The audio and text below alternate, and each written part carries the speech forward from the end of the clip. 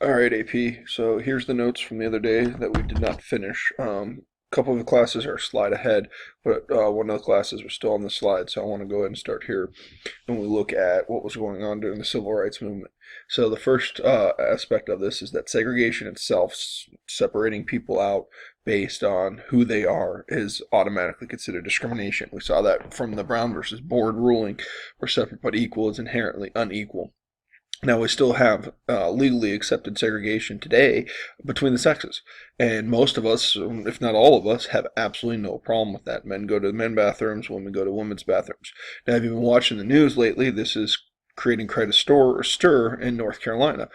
Charlotte, North Carolina, the city passed an ordinance that gave some protections to LGBT, specifically people that are transitioning from their biological sex to the opposite sex, that they could use the bathroom that they identified with. And the state of North Carolina stepped in and passed a law banning that. And they said, nope, you have to go to the bathroom that you are biologically born in. So this is creating a big question. Is this going to last? Obviously, this is going to be challenged in the courts. How the courts rule on this is going to be a huge part of this discussion and where it goes. Some school districts out west have gone to building bathrooms that are unisex, where you basically have an enclosed room around each stall. The walls go all the way to the ceiling. You have a door that shuts, so you're secure in your bathroom with the toilet, and they just all line up. So then there is no separation out. So we'll have to wait and see how some of this stuff changes over time. It may not, it may.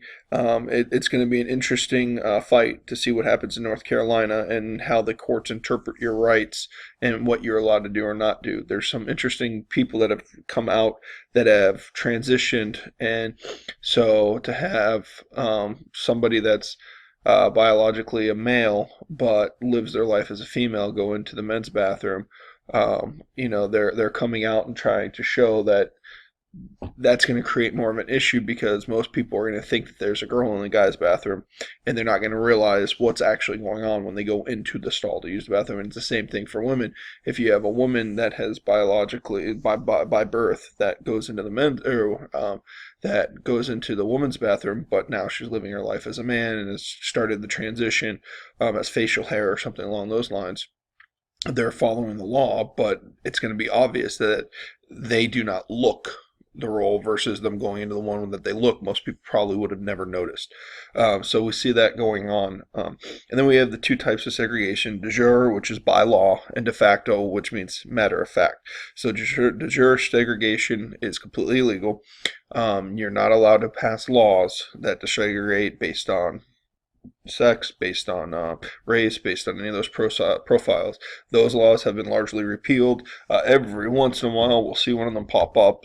Potentially, this North Carolina situation could be viewed as that. We'll have to wait and see how the courts take it. But when you break down those laws and remove them, you still end up with what we call de facto segregation, which means that it's not legal. It's not done because of law, but we still do it. So, for example, black universities, black colleges. Most of the people that apply to go to a black college are black. There's no law that you have to be black to go to a black college. White people can go there, no problem, but you just don't see a lot of white people applying there. Same thing with women's universities. Men can go to a women's university. My sister went to a college called Ursuline College for Women up in the Cleveland area. They had a handful, a small percentage, but a handful of men that went there, and they weren't allowed to be denied. So sometimes we see situations that we assume are segregation by law, but in reality, there's no law to back it up, and that's just the way that we have kind of lived our lives and what we've done with the way where we go and who we associate with. Okay. All right. So looking at the key court cases, and I think this is the furthest that anybody got. So Universities versus California Regents Bach was a situation where a white person applied to go to medical school and got denied, and they claimed that affirmative action and quotas was working against them, and now they were being discriminated against. And the Supreme Court came back and said you can't have quotas, but affirmative action is allowed. Schools are allowed to place an emphasis on diversity, and through that diversity, they can choose diverse or minority candidates over white candidates, even if the white candidates are more qualified in other areas. A school has an interest in trying to show a diverse campus and bring in different ideas. Okay, so Gratz versus Bollinger and Greta versus Bollinger actually both have to do with the University of Michigan.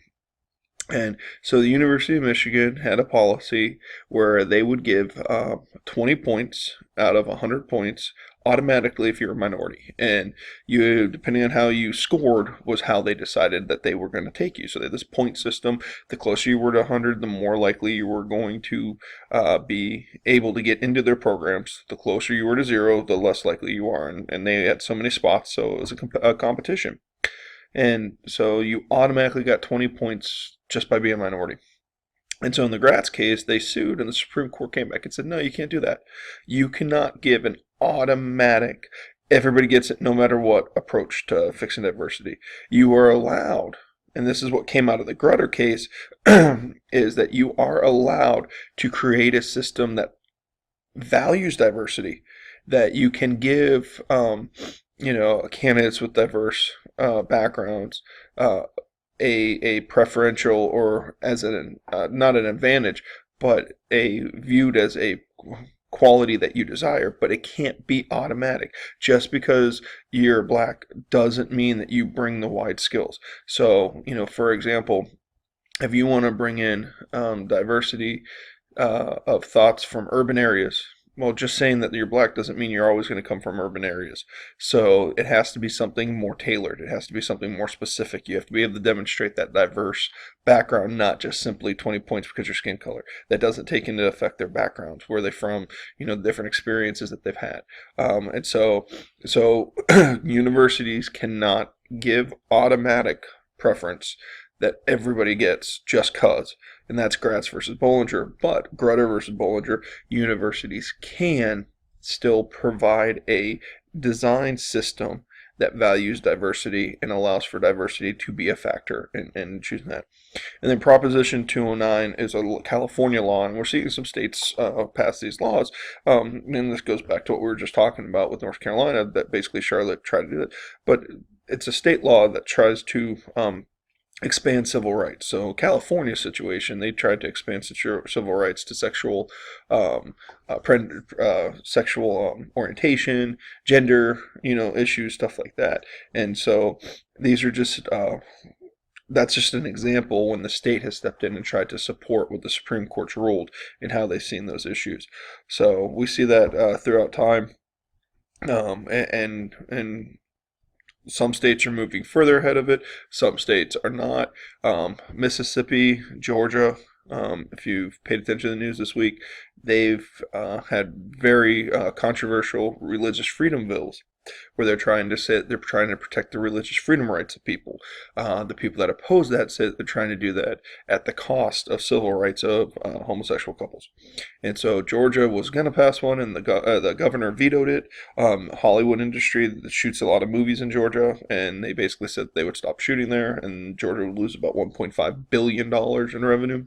So the governor overturned it. Mississippi passed theirs. Mississippi went ahead and passed a law of religious freedom and put that in place.